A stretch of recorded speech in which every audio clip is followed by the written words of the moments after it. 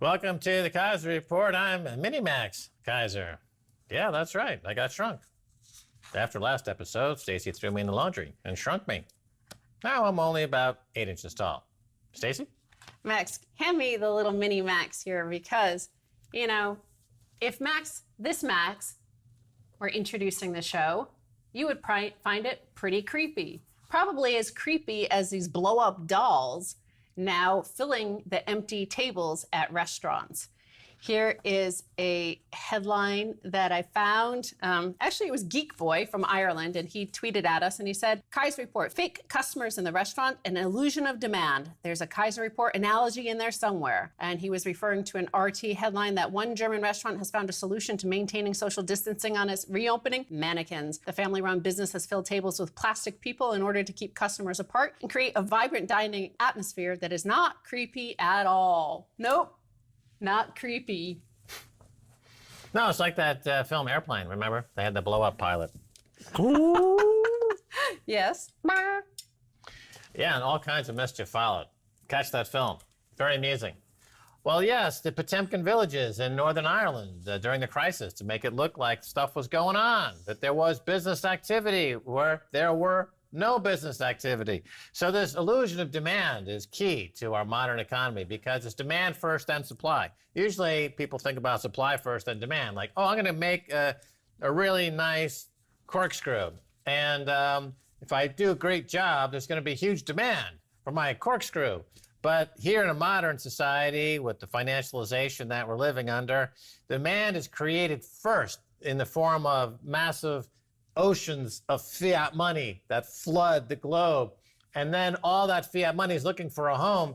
So it ends up supporting supply. But because the supply is not genuinely the result of demand, you end up with malinvestment. You end up with really kind of dysfunctional economy. And the solution, of course, would be to stop flooding the globe with fiat money. But what we hear from the central bankers is that they're going to keep doubling down. Now let's compare the economy and the economic and monetary and financial system to this situation in Germany. They are potentially evidence that even mute and lifeless guests can ruin your meal. So the same thing with these blow-up dolls, these mannequins. Of course, they can't eat, so they can't consume, so they can't give you business, so the money doesn't circulate. However, every normal person in the world is now getting to see how creepy the world is.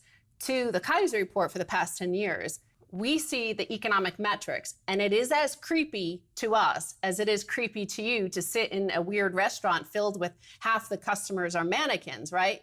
So half the money supply is the equivalent of a mannequin.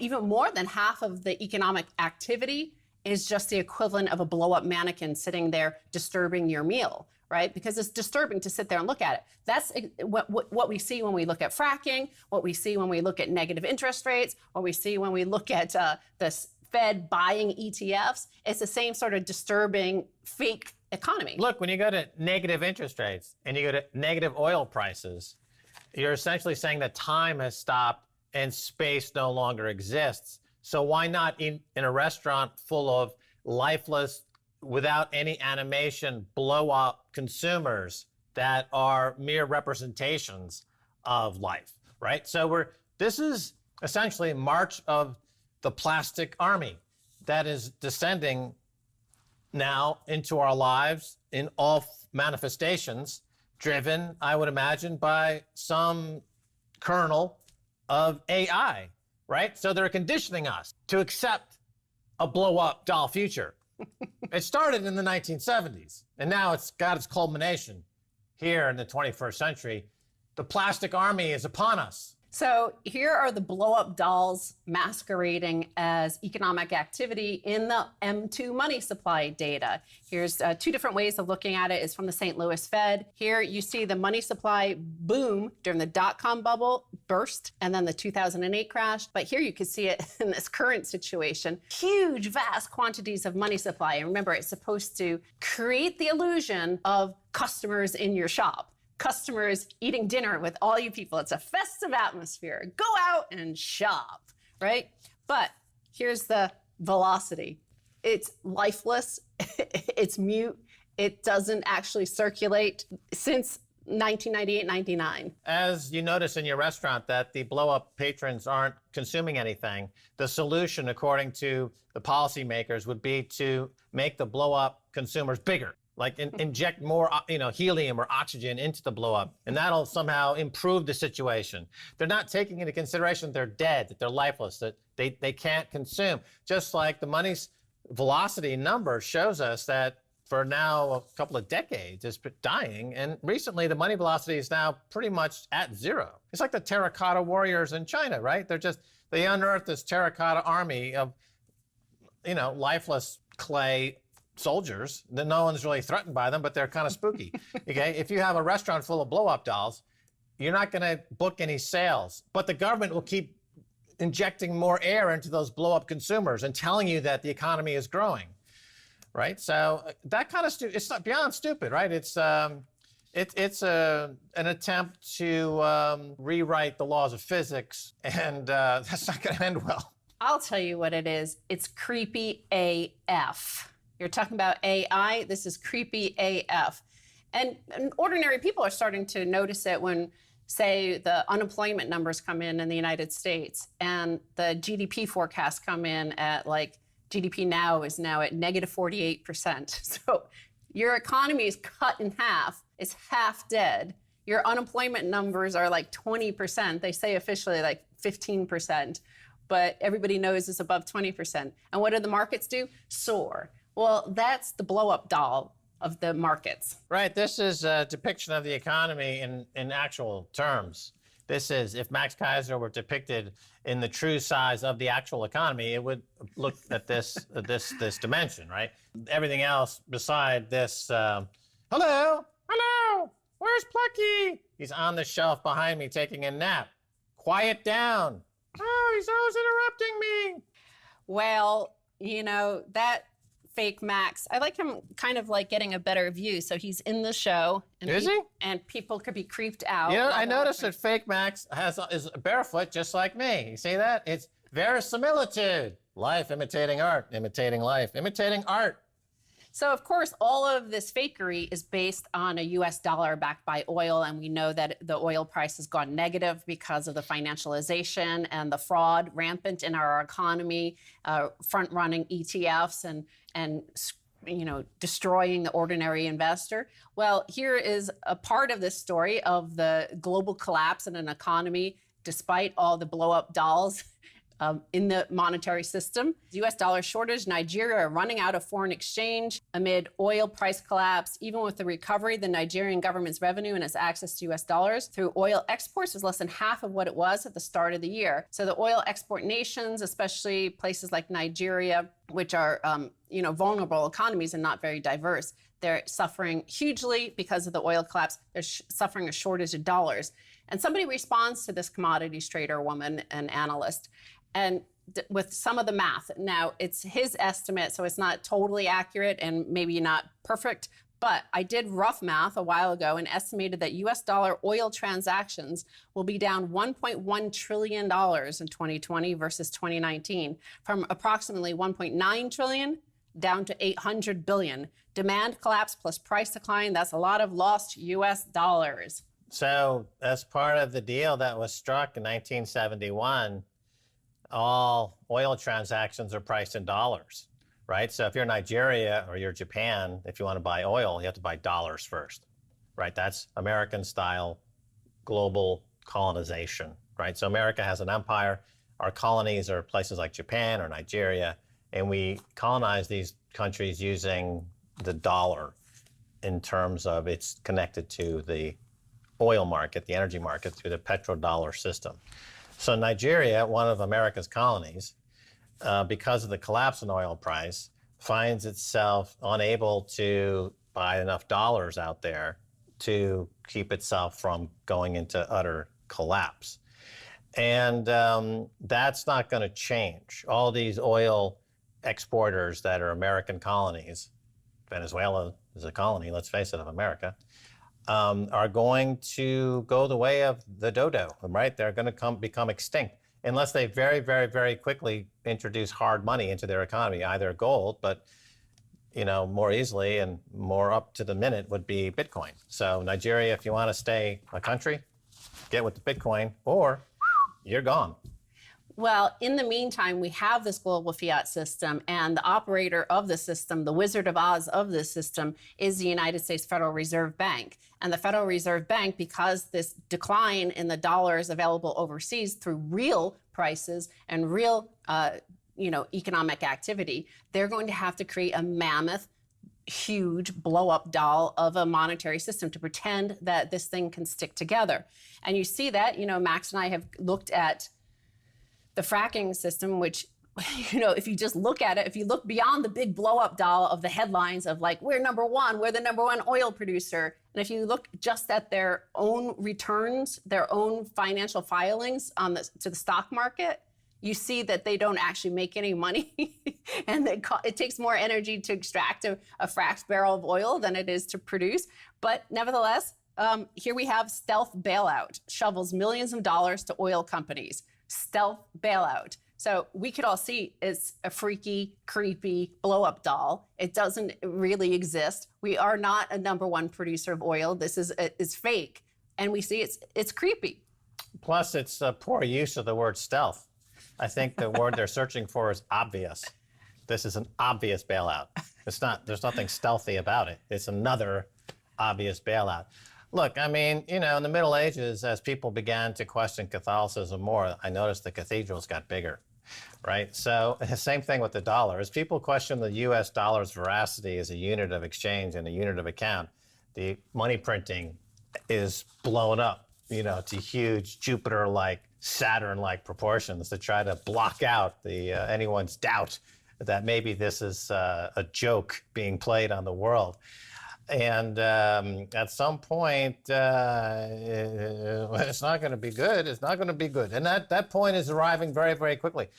You look at the open interest on futures trading on Bitcoin. That's Paul Tudor Jones. A year from now, the biggest guy in Bitcoin, or a gal, will be Paul Tudor Jones. He'll have much more than the Winklevoss, much more than anybody. And you can see that in the open interest in Bitcoin futures right now. This is what's happening right now. This is what's happening right now. This is what we've been saying for 10 years. But finally, I want to point out that, again, this blow-up doll, the creepy blow-up doll economy and monetary system in terms of oil, what you're seeing here is they're turning, why it's a stealth bailout is in that the bailout package, the so-called stimulus, again, stimulus, that word is just a blow-up doll. It's not real. It wasn't stimulating anything. But nevertheless, oil companies are able to turn all those losses that they've had for the past few years and turn them into tax returns. So they get tax credits from the taxpayer for all those losses. Right, very Henri Magritte. Ce n'est pas une pipe. This is not a pipe. Anyway, we're going to take a break now, and when we come back... That looks rude. Don't go away.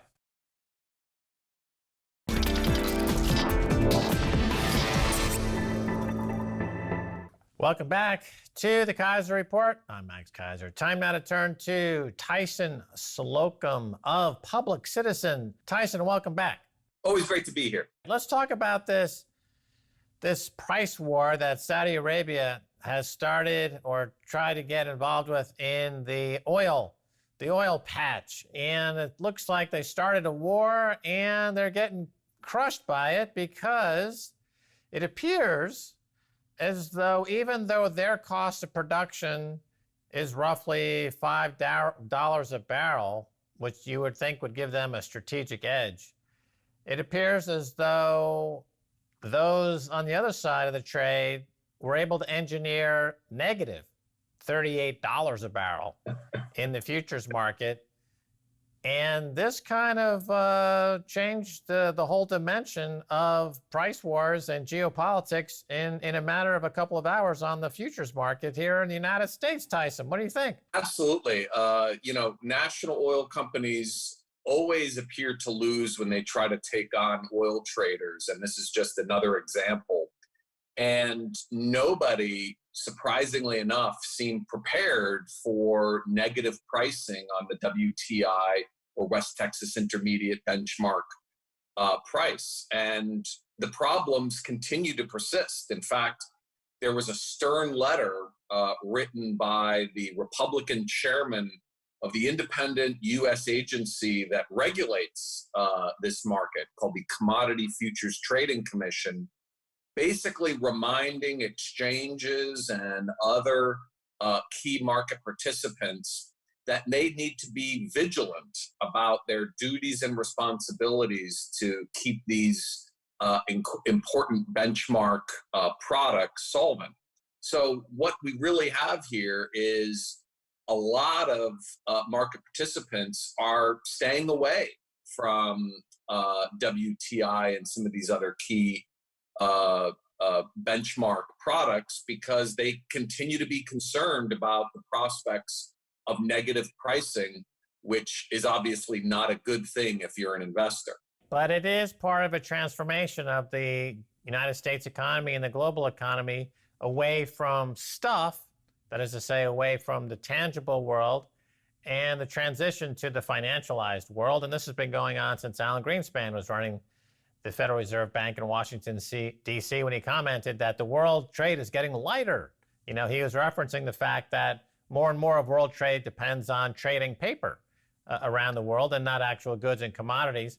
So you have what you're describing there as market failure, in that the actual producers of this energy that is used to fire up the world's economy is in jeopardy because markets have, the price discovery of these commodities has now fallen into the hands of pirates, basically, Tyson. No, you're absolutely right. And what happened was those pirates didn't anticipate the fact that they would actually have to be liable for physical receipt or delivery of crude oil, because embedded into the WTI contract is an option to settle the contract with physical delivery.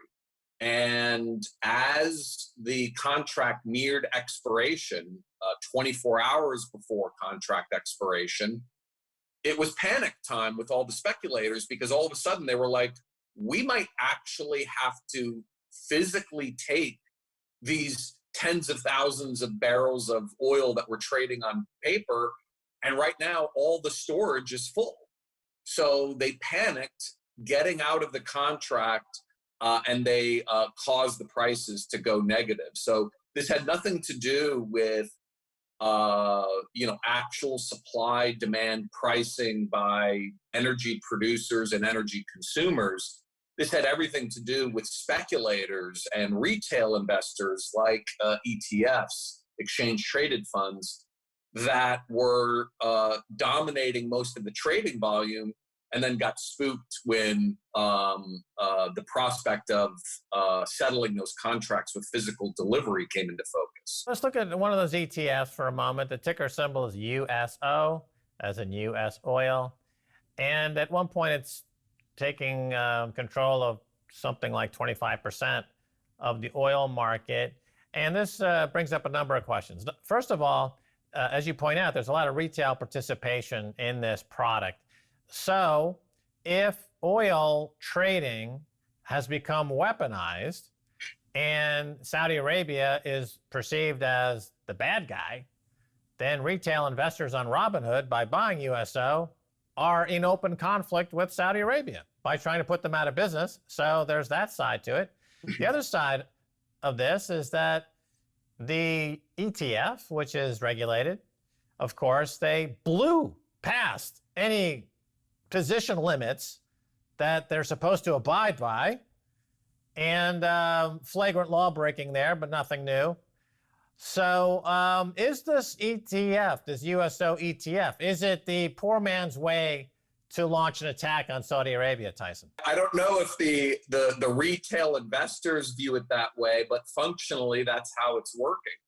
And I do think that we've got serious problems with these ETFs and these other retail products in futures markets that are driving a lot of the volume, as you say, blowing through the position limits.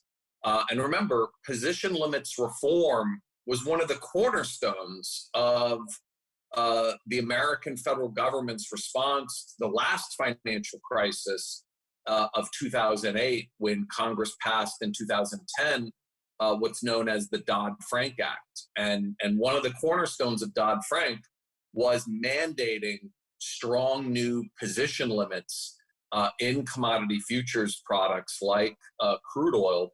And, it's a decade later, and we still don't have federal position limits. It's been one of the most absurd carnivals of lack of adequate federal rulemakings, where we still do not have, in effect, position limits rules. And so as a result, these retail investors continue to go wild in the futures markets. Right. Well, American culture is based on lawlessness, right? It's the frontier was opened up through the Wild West and the outlaws of that era. The Hollywood is based on celebrating the crime syndicates of the mafia. No banker or broker on Wall Street has ever followed a law. Jamie Dimon's considered an anti-hero because he's a serial lawbreaker. I mean, it's so baked into the American psyche, even the American pastime of baseball can be won by somebody hitting a ball out of the park, right? That, European game features a game, a sport features a game where you can win by hitting the ball out of the park, right? That's a distinctly American trait, is let's break the law. COVID-19, those who are breaking the law are considered heroes. So how do we ever anticipate that any law will ever be followed in the financial markets, particularly when the end result seems to be a slap in the face of America's mortal enemy, Saudi Arabia, Tyson? These are all excellent points. And, we do think that even with the poor track record of regulatory oversight, we do think that there are elements of Dodd-Frank, if they're implemented correctly, particularly around position limits, that we can start to rein in some of the excessive levels of speculation. Of course, speculation plays a healthy, necessary role in all markets.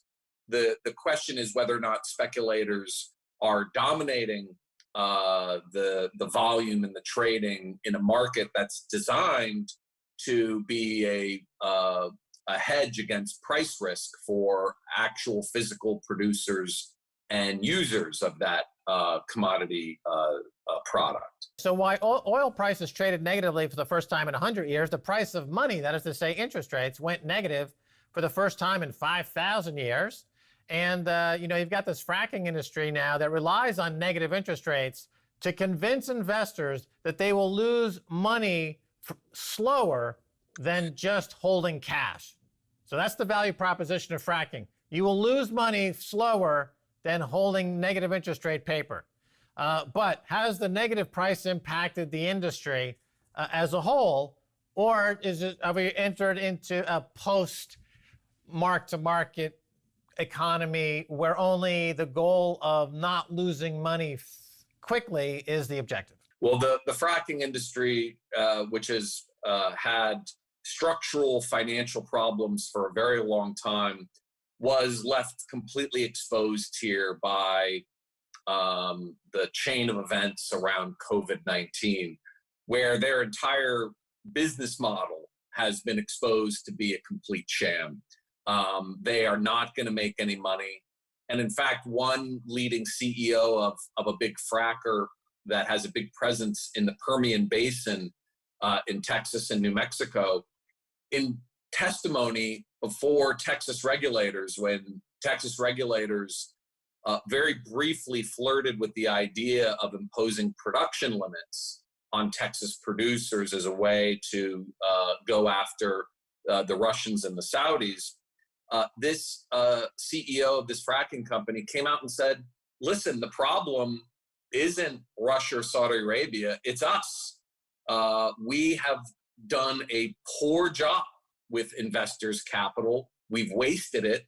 And until we start to fix our problems, nothing's going to save us. The problem is that I don't see anything fixing fracking's structural financial problems at any time. It's a losing proposition, and hopefully we've got a growing number of policymakers that now finally recognize that fracking is not going to be the engine that is going to be able to drive the U.S. economy. In fact, it's one of the big shams that's actually holding parts of the United States back. Well, it won't stop the money printing, and that is the basis of the U.S. economy. Okay, Tyson, Slocum, thanks for being on the Keiser Report. That's going to do it for this edition of the Keiser Report with me, Max Keiser, and Stacy Herbert. Again, thanks to our guest, Tyson Slocum of Public Citizen. If you want to catch our Sunday live Periscope, go to Twitter. Check out Keiser Report on Twitter. Yeah, it's all there. Until next time, bye, y'all.